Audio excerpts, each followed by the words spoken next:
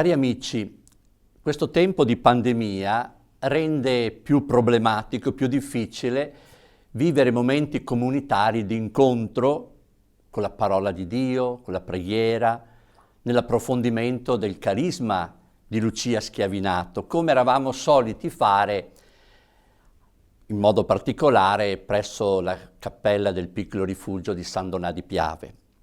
Vorremmo però trasformare in nuova opportunità questa difficoltà, questo momento difficile.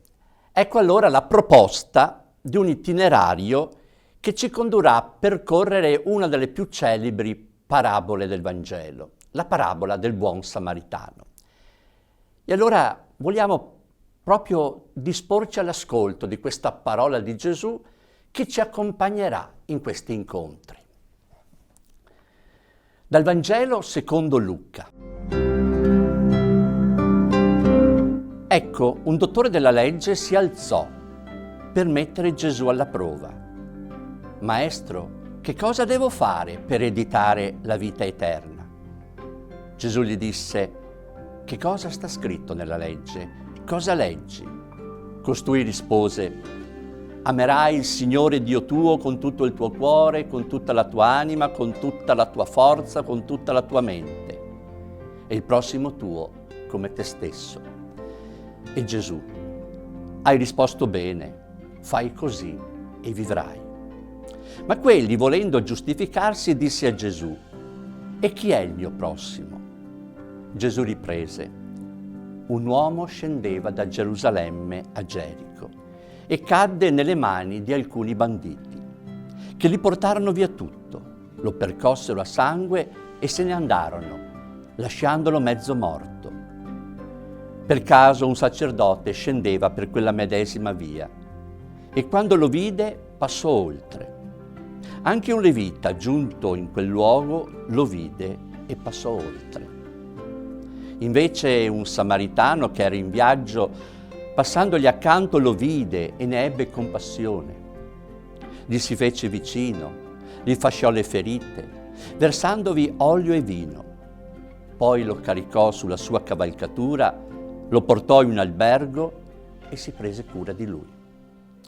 Il giorno seguente tirò fuori 2 denari e li diede all'albergatore dicendo: abbi cura di lui. Ciò che spenderai in più te lo pagherò al mio ritorno. Chi di questi 3 ti sembra sia stato il prossimo di colui che è caduto nelle mani dei banditi? Quegli rispose: chi ha avuto compassione di lui. Gesù gli disse: va, e anche tu fai così. Verrebbe subito da dire che il percorso di questa parabola è un percorso obbligato, perché è il percorso della nostra vita. Tutti noi conosciamo questa strada da Gerusalemme a Gerico, tutti noi conosciamo la fragilità di questo percorso. Nessuno può dire non sono mai passato per quella strada. Papa Francesco ce lo ricorda nella sua ultima lettera enciclica, Fratelli Tutti, dove nel secondo capitolo commenta proprio la parabola del buon samaritano. E il Papa scrive: se estendiamo lo sguardo alla totalità della nostra storia e al mondo nel suo insieme, tutti siamo e siamo stati come questi personaggi della parabola. Tutti abbiamo qualcosa dell'uomo ferito, qualcosa dei briganti, qualcosa di quelli che passano a distanza e qualcosa del buon samaritano. Sulla strada del buon samaritano, sulla strada da Gerusalemme a Gerico, brulica la nostra umanità. Certo, è la figura del buon samaritano quella che diventa punto essenziale di riferimento. E ciò è tanto più vero se pensiamo che Gesù, quando parla di questa parabola, non vuole raccontare qualcosa che riguarda altri, non vuole parlare solamente di un generico aiuto agli altri, di cui il samaritano è il simbolo. Gesù parla di se stesso In questa parabola Gesù presenta se stesso, come preghiamo in un prefazio della liturgia eucaristica, Cristo ancora oggi, come un buon samaritano, viene accanto ad ogni uomo, piagato nel corpo e nello spirito, e versa sulle sue ferite l'olio della consolazione e il vino della speranza. Ascoltare allora questa parabola significa prima di tutto puntare lo sguardo su Gesù. È Lui il buon samaritano, è Lui che ci insegna come farci vicini alle persone che soffrono. Come dice una canzone, su tutte le strade del mondo c'è un uomo che inventa una storia di gioia, di pianto, d'amore. Su tutte le strade del mondo c'è un Dio che offre un amore. Dal giorno in cui il Figlio di Dio ha iniziato a percorrere le nostre strade, queste strade di fragilità, una schiera di uomini e di donne, una schiera di amici del Signore si sono messi sui suoi passi. Possiamo dire che Lucia Schiavinato è una di queste amicizie del Signore, una donna amica del Signore che ha messo i suoi passi sulle tracce del buon samaritano, ma di quel buon samaritano che è prima di tutto Gesù. Prima ancora di iniziare a commentare in maniera più attenta i passaggi della parabola, chiediamoci perché Gesù ha voluto raccontare questa parabola? Che cosa ha provocato Gesù perché ci abbia poi dato questa parabola? Ancora una volta ci troviamo di fronte a uno scontro tra Gesù e gli esperti della legge, gli esperti delle scritture. In questo caso è un dottore della legge che vuole trascinare Gesù in una disputa accademica per metterlo alla prova, e diciamo subito che Gesù non gradisce questo tipo di incontri, perché Gesù lo sa bene, non caverà, come noi diciamo, un ragno dal buco. Non serve a niente discutere, non servono le discussioni teoriche in cui tante volte noi entriamo dentro e non ne usciamo più. Osserva un commentatore: Gesù evita la ragnatela delle precisazioni, delle dotte disquisizioni. Gesù non sta al gioco delle parole. Gesù immette il problema nei binari della vita concreta, non presenta una tesi ma un fatto concreto e costringe l'interlocutore a fare i conti con delle azioni. Lo obbliga non a scegliere una teoria, lo obbliga a scegliere un atteggiamento pratico. Alla fine Gesù infatti gli domanda chi è stato il prossimo di quella persona. Non gli dice hai capito bene, bada di non dimenticare questa lezione, ma Gesù dice va e anche tu fa lo stesso. Ecco, quante volte anche a noi capita di perdere tempo e di discutere sul perché di certi problemi, su chi ne ha le responsabilità, su che cosa bisogna fare, su chi lo deve fare. È significativo che noi non possediamo nessuna notizia su Lucia, che di fronte ad una situazione difficile come quella di una Saint-Donat del primo dopoguerra, dopo la prima guerra mondiale, discute, pensa, riflette. Non abbiamo diari di Lucia, riflessioni di Lucia sulle responsabilità, su che cosa bisogna pensare di questo tempo. Le prime notizie di Lucia Schiavinato non riguardano sue riflessioni.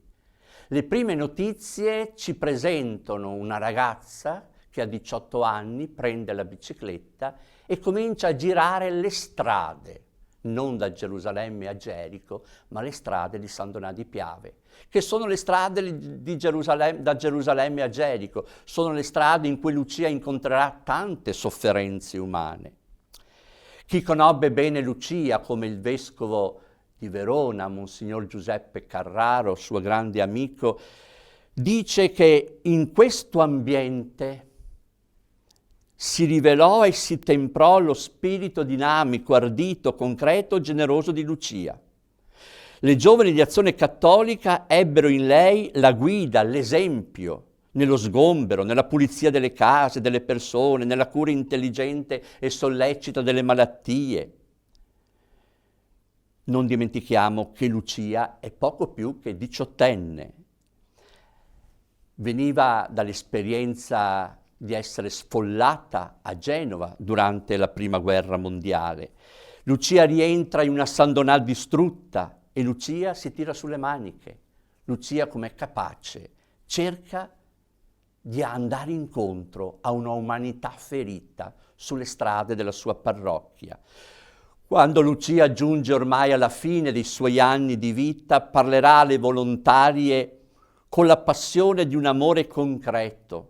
Da Verona scriverà: dovremmo non saziarci mai di Dio e non saturarci mai dell'umanità, che soffre, che combatte, che suda, che prega, ancor più di quella che impreca, che sconvolge l'ordine, che disobbedisce alla legge, che semina odio. Possibilmente niente mi deve essere sconosciuto o indifferente, perché deve essere universale e considerare tutto il corpo di Cristo, la comunità degli uomini. Nella pagina evangelica potremmo cogliere un'ulteriore provocazione per noi dal dialogo di Gesù con quel dottore della legge. Al suo interlocutore che chiede come avere la vita eterna, cioè come realizzare la propria vita, Gesù risponde dicendo: che cosa c'è scritto nella Bibbia? E questo glielo dice. E Gesù gli fa capire: ma allora non è sufficiente, datti da fare. Quante volte anche noi pensiamo di sapere perché conosciamo le pagine bibliche, conosciamo le parole della fede. La stessa cosa capitò ai dottori della legge, ai sacerdoti di Gerusalemme, quando nacque Gesù. I magi vanno, chiedono dove è nato il Messia e loro sanno rispondere bene, sanno trarre dalla Bibbia il luogo preciso dove doveva nascere il Messia, ma loro non si muovono. Il dottore della legge risponde bene a Gesù dicendo che cosa bisogna fare, amare Dio, amare il prossimo, ma fa quasi intendere che in qualche modo per lui è già sufficiente saperlo. Gesù invece ci spinge all'azione. Merita infine osservare un ultimo atteggiamento del dottore della legge. Racconta l'Evangelista Luca che costui, dopo aver ricevuto da Gesù quell'apprezzamento, hai risposto bene, volendo giustificarsi, disse a Gesù: ma chi è il mio prossimo? Sembra quasi che quel dottore della legge, pur avendo fatto bella figura, voglia però mettere in imbarazzo Gesù con un'altra domanda provocatoria. Non gli basta, vorrebbe quasi continuare ancora una volta a discutere. Gesù non vuole discutere, Gesù vuole portare quell'uomo e vuole portare ciascuno di noi sulla strada dell'amore, sulla strada che da Gerusalemme scende a Gerico. Vorremmo allora concludere questo nostro primo momento di riflessione, che ancora è stato quasi una riflessione iniziale che introdurrà il cammino delle prossime volte, con una preghiera che troviamo nel prefazio della preghiera eucaristica quinta C. Gesù modello d'amore.